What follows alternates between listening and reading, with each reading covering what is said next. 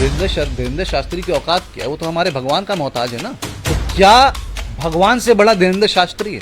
इतना बड़ा कांड, ये इतना बचकाना हरकत हो कैसे सकता? धीरेन्द्र शास्त्री गीता से बड़ा है, हनुमान का नाम लेकर चल तो रहा है, तो क्या हनुमान जी से बड़ा है? जब ये बात कवच की कर रहे थे रेलवे मंत्री, ये कवच कहाँ थे? क्या नरेंद्र मोदी इस जिम्मेदारी को लेने को तैयार है जहां वो बुलेट ट्रेन की ख्वाब देख रहे हैं? तुम भी वैसे ही ढोंगी हो, तुम भी नकली हो।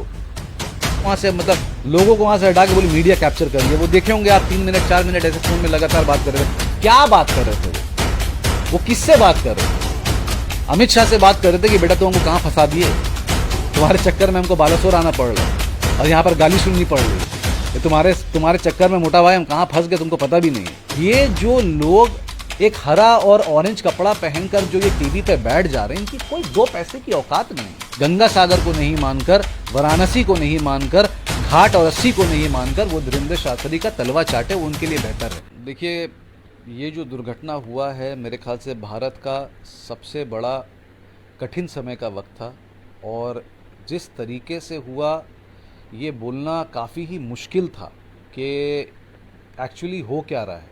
क्योंकि जब मैं भी रात को ये खबर सुनकर जब मैं सुबह उठ के ये वीडियो देख रहा था तो ये काफ़ी चिंताजनक वाली वीडियो थी। क्योंकि मतलब जिस हिसाब से रेलवे ट्रैक को डिरेल करते हुए, ये चीरते हुए 128 और 102 ट्रेन 128 और 127 के स्पीड में जब वो सामने से गुजर के ट्रैक चेंज करते हुए मारा गया, तो हकीकत की बात है कि जो लोग उस वक्त मौजूद थे ट्रेन में, वो उनको ही पता होगा कि एक्चुअली में उनके साथ क्या हुआ और कितने लोग जान खो बैठे।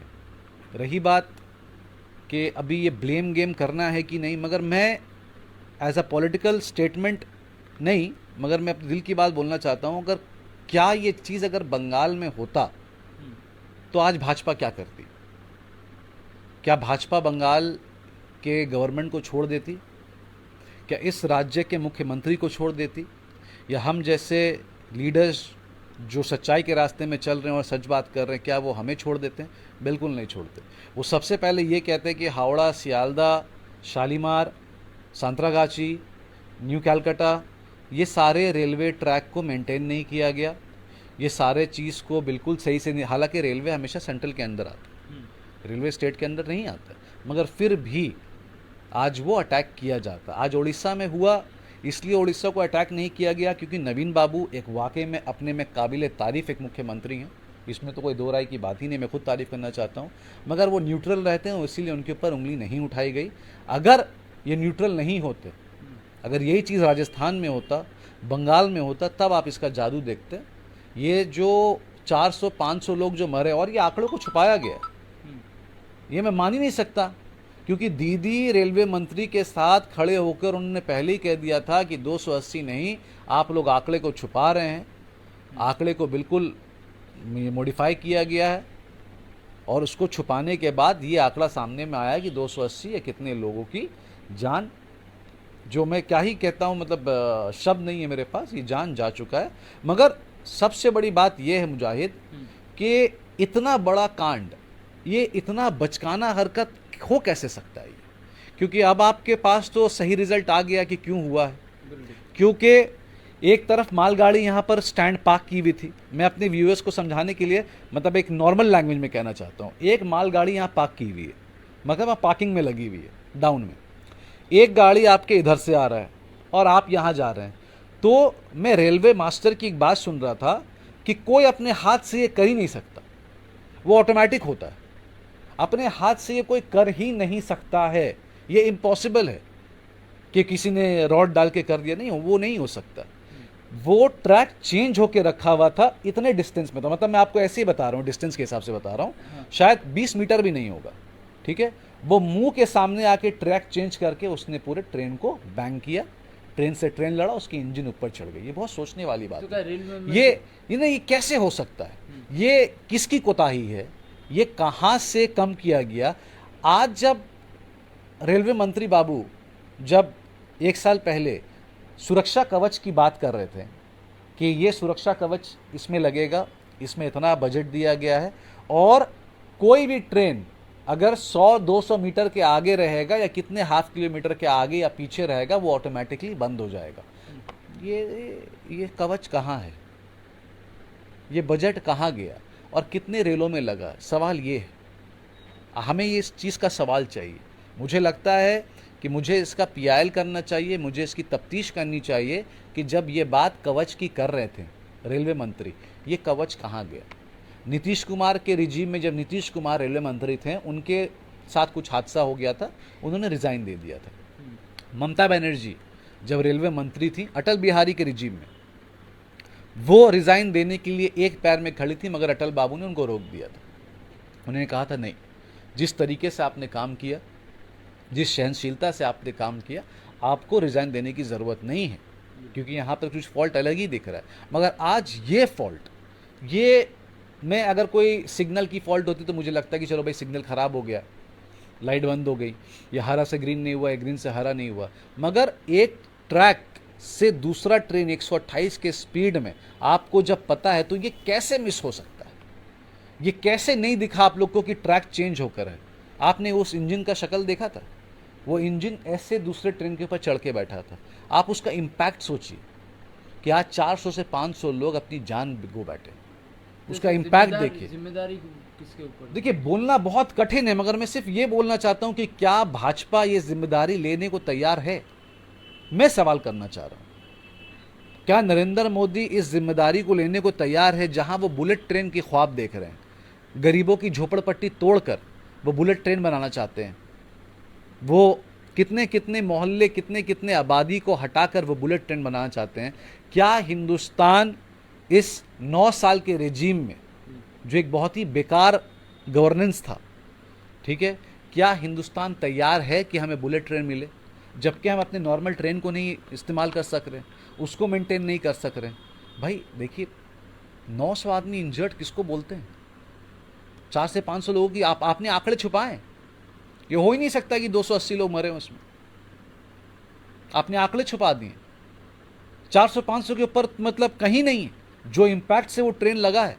क्योंकि मैं जब देख रहा था कि वहाँ पर अभी भी दो, जब ममता बनर्जी ये बात कह रही थी कि 2 बोगी से अभी भी बाकी है लाश निकलना, तो जल्दी से रेलवे मंत्री ने कह दिया कि नहीं नहीं वो कट गया। नहीं कटा नहीं था, हमने तो खुद देखा, एक नेशनल चैनल वाले खुद कह रहे थे कि 2 बोगी बाकी, उनको काट के भी लाश निकालना भी है, तो उसको काउंट आपने नहीं किया। तो क्या भाजपा इस चीज़ को तैयार है लेने के लिए? क्योंकि बंगाल में अगर किसी को छींक भी आती है तो कहा जाता है ये ममता बनर्जी ने सर्दी फैला दी, स्नीजिंग जो डिजीज़ है वो ममता बनर्जी ने फैला दिया।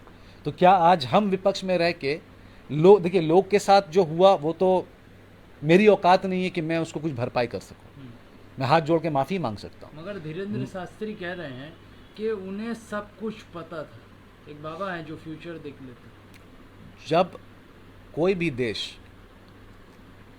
चाहे वो गीता हो या कुरान हो, अगर उस देश इस चीज़ के पीछे चला जाता है, देखिए रिलीजन जो है वो मेरा पर्सनल है, ठीक है, मैं रास्ते में नमाज़ पढ़ता हूँ, मैं भी इसका सपोर्ट नहीं करता हूँ, मैं सपोर्ट नहीं करता हूँ रास्ते में नमाज़ पढ़ने के लिए। हो सकता है लोगों को तकलीफ़ हो, क्योंकि मेरा इस्लाम बोलता है कि मेरे वजह से आप किसी को तकलीफ़ नहीं दे सकते, आपका नमाज आप घर में आके पढ़िए, ठीक है। तो जब कोई भी देश, ये गीता कुरान ये बहुत पवित्र चीज़ है, आसमानी किताबें हैं, जब मगर देश इस बात को नहीं सुनता कि गीता में क्या लिखा, कुरान में क्या लिखा है, मगर एक ऐसे इंसान की बात सुनता है जो खुद भगवान के मोहताज है ना। धीरेन्द्र शास्त्री की औकात क्या है, वो तो हमारे भगवान का मोहताज है ना। भगवान तो ऊपर में सर्वश्रेष्ठ है, हाँ वो तो सर्वश्रेष्ठ है। तो क्या भगवान से बड़ा धीरेन्द्र शास्त्री है? नहीं, ये हो नहीं सकता, क्योंकि कोविड ने सबको अपनी अपनी औकात बता दी, सबको घर में बैठा दिया गया था। आपका प्रेडिक्शन, आपकी सारी चीज़ें वो धरी की धरी रह गई थी, मुंह में लग गया था कपड़ा, बन गए थे आप घर पे और मौतें हो रही थी। ये है ऊपर वाले का प्रकोप, ये है ऊपर वाले का गुस्सा।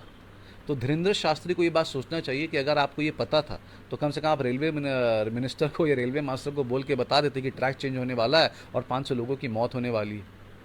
ये जो ढूंढ करके जो करते हैं, ये जो टीवी में आके, ठीक है, कि ये देखिए ये सारी चीज़ सेटिंग है, लोगों को पता चल रहा है अब, ये सारी चीज़ सेटिंग है। ये ढोंगी चीज़ें। एक कोई करोली बाबा है, वो आप देखिए, वो दो लड़की एक साथ जाके खड़ी हुई हैं, मैं आपको वीडियो आप शेयर कर लीजिए। दो लड़की एक साथ जाके खड़ी हुई हैं, एक लड़की कह रही मुझे लंबा होना है बाबा, तो बाबा ऐसे आँख बंद करके कह रहे हैं कि ठीक है आँख बंद करो और अब तुम्हें मैं वो दे रहा हूँ, कुछ शक्ति दे रहा हूँ, अब तुम आँख खोलो। लड़की 30 सेकंड में आँख खोल के बोलती है कि हाँ बाबा मुझे लग रहा है कि मैं लंबी हो गई हूँ बाबा, मेरा हाइट बढ़ चुका है बाबा। आप समझ रहे हैं? तो सिर्फ ये करोली नहीं, अगर कोई टोपी पहन के मौलाना भी अगर ये बात बोलेगा तो मैं बोलूँगा कि तू भी ढोंगी, तुम भी वैसे ही ढोंगी हो, तुम भी नकली हो, क्योंकि किसी के अंदर इतनी औकात नहीं है ऊपर वाले को छोड़कर कि आपको लंबाई बढ़ा दे, आपको गोरा कर दे, आपको पतला कर दे। ये इंसान के हाथ में हो सकता है, इंसान अपना ऑपरेशन करा के बहुत चीज़ कर सकता है, सर्जरी करा के कर सकता है, मगर इंसान के अंदर कोई ऐसी ताकत नहीं कि वो कर दे। हाँ, कोई बीमार है तो हाँ भाई गीता का शास्त्री पढ़िए, कुरान की आयतें पढ़िए, जादू और मैजिक हो सकती है क्योंकि बहुत शक्ति। मगर धीरेन्द्र शास्त्री बता, देखिए ये बेवकूफ लोग हैं।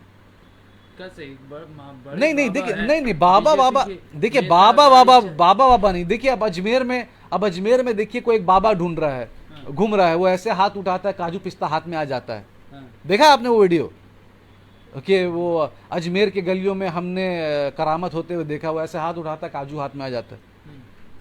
अरे ख्वाजा बाबा की बात अलग है, शिव शंकर की बात अलग है, खुदा की बात अलग है, भगवान की बात अलग है, इनसे आप कंपेयर नहीं। ये जो लोग एक हरा और ऑरेंज कपड़ा पहनकर जो ये टीवी पे बैठ जा रहे हैं, इनकी कोई 2 पैसे की औकात नहीं है, 2 पैसे की औकात नहीं है।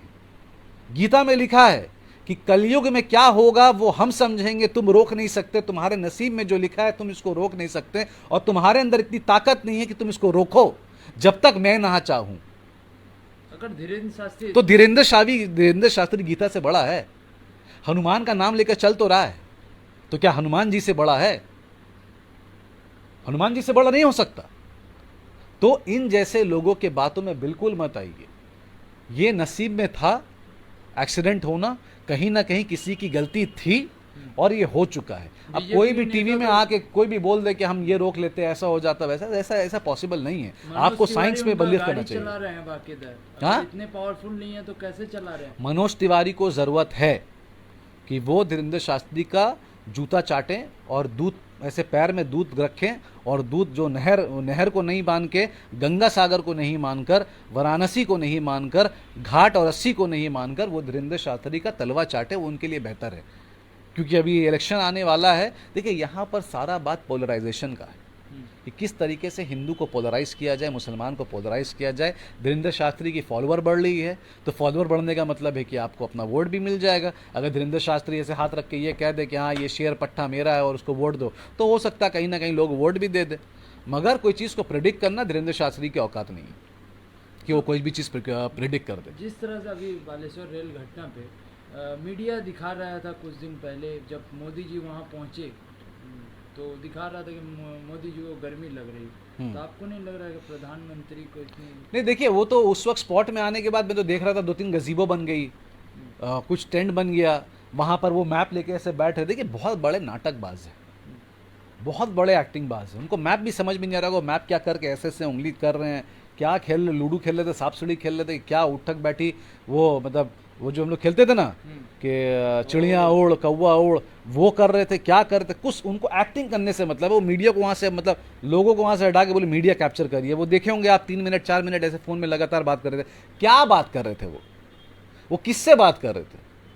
अमित शाह से बात कर रहे थे कि बेटा तुम हमको कहाँ फंसा दिए, तुम्हारे चक्कर में हमको बालासोर आना पड़ रहा है और यहाँ पर गाली सुननी पड़ रही है, तुम्हारे चक्कर में मोटा भाई हम कहाँ फंस गए तुमको पता भी नहीं है, और यहाँ इतना गाली सुनने मिल रहा है, इतना मेहनत कर रहे नहीं। वही तो हम बात कर रहे हैं। वो क्या ही बोल रहे होंगे। ममता बनर्जी तो आई, उन्होंने रेलवे मिनिस्टर का क्लास अच्छे से लिया, वो तो सबने देखा, पूरे हिंदुस्तान ने देखा। उन्होंने अच्छे से क्लास लिया और अपने तरफ से वो जो भी दे सकती थी बंगाल की जनता को, जो ट्रैवल कर रहे थे, उन्होंने बता दिया कि क्या क्या मिल रहा है। 12 लाख मिल रहा है, 50,000 मिल रहा है, 5 लाख मिल रहा है, वो बताई और वो बोल के चले गई। उन्होंने यहाँ पर 40 एम्बुलेंस भेज दिया था, कई 100 डॉक्टर भेज दिया था। और इसकी प्रशंसा हमारे नवीन बाबू भी करते हैं कि भाई बंगाल से बहुत हेल्प मिला, मेदिनीपुर के लोग पूरे उठ के चले गए थे।